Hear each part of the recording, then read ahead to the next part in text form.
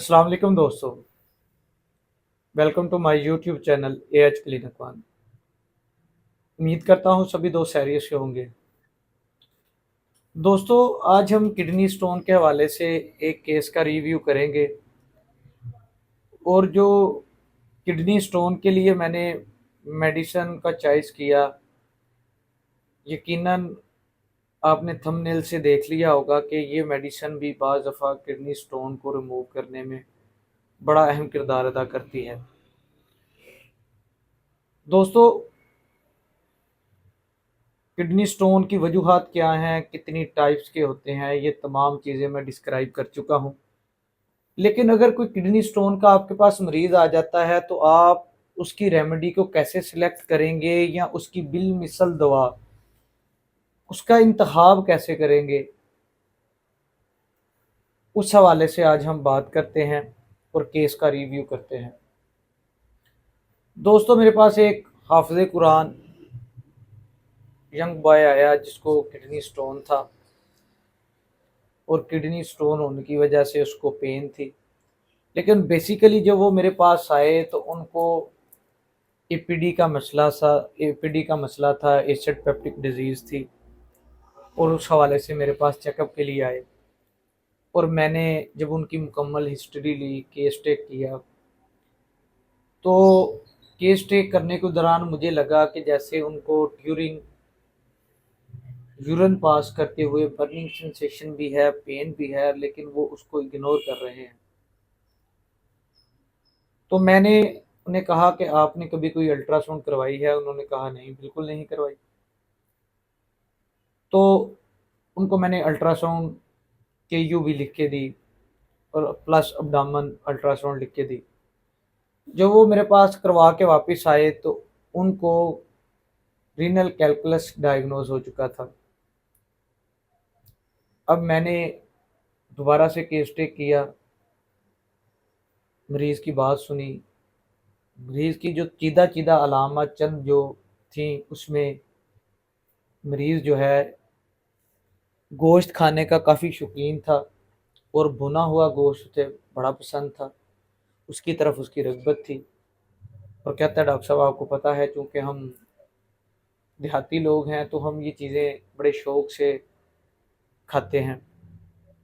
मुर्गी की जगह, चिकन की जगह बीफ या मीट को ज़्यादा पसंद करते हैं। इसके अलावा irritable, aggressive, constipation, tired early morning, इस तरह की चीज़ें थी। तो मैंने जर्नल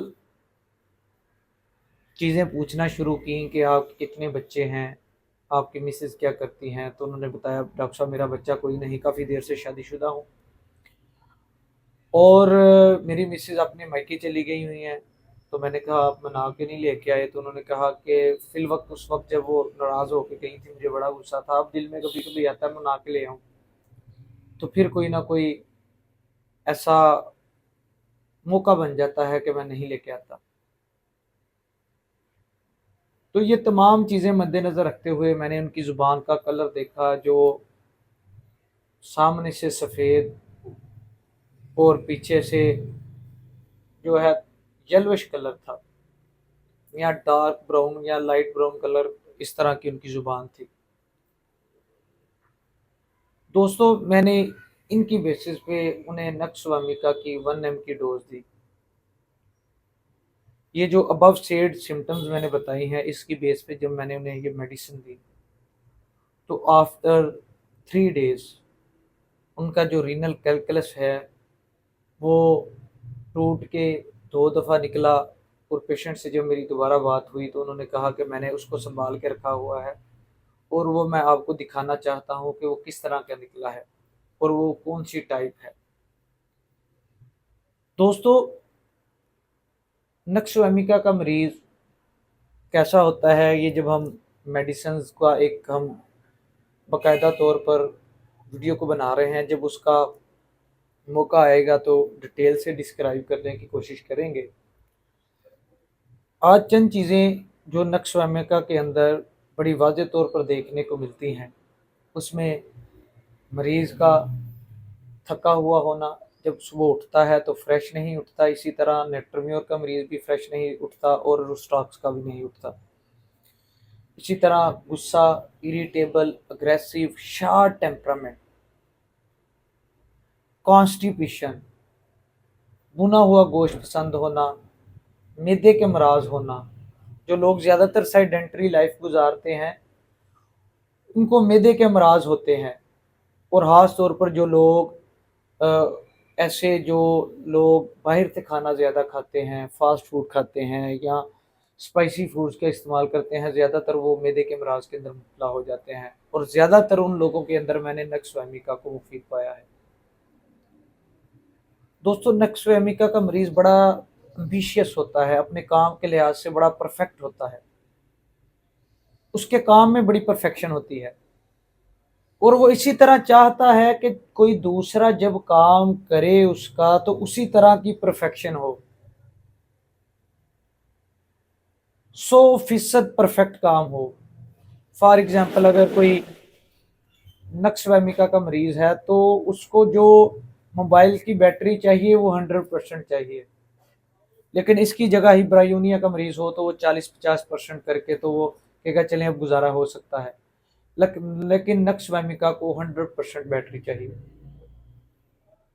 हर काम में 100% परफेक्ट की तरफ जाता है। इसी तरह डिगर एमिटीज आर्सेनिक एल्बम भी इस तरह अपने काम में 100% परफेक्शन की तरफ जाता है।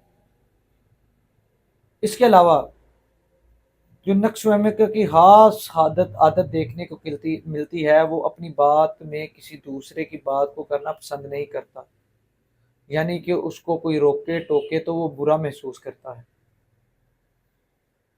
और अगर उसकी बीवी है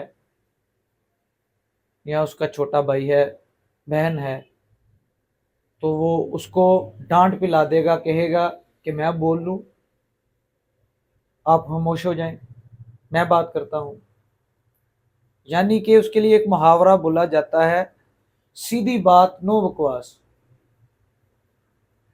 दोस्तों, इंडिविजुअलाइजेशन के हवाले से कोई भी मेडिसन किडनी स्टोन के ऊपर बिल मिसल दवा के सूरत में सामने आ सकती है और अगर वो मरीज़ की यकीनन बिल मिसल दवा हो तो वो किडनी स्टोन किसी भी टाइप का हो, वो चंद दिनों के अंदर रिड्यूस होना शुरू हो जाएगा या मुकम्मल तौर पर रिमूव हो जाएगा।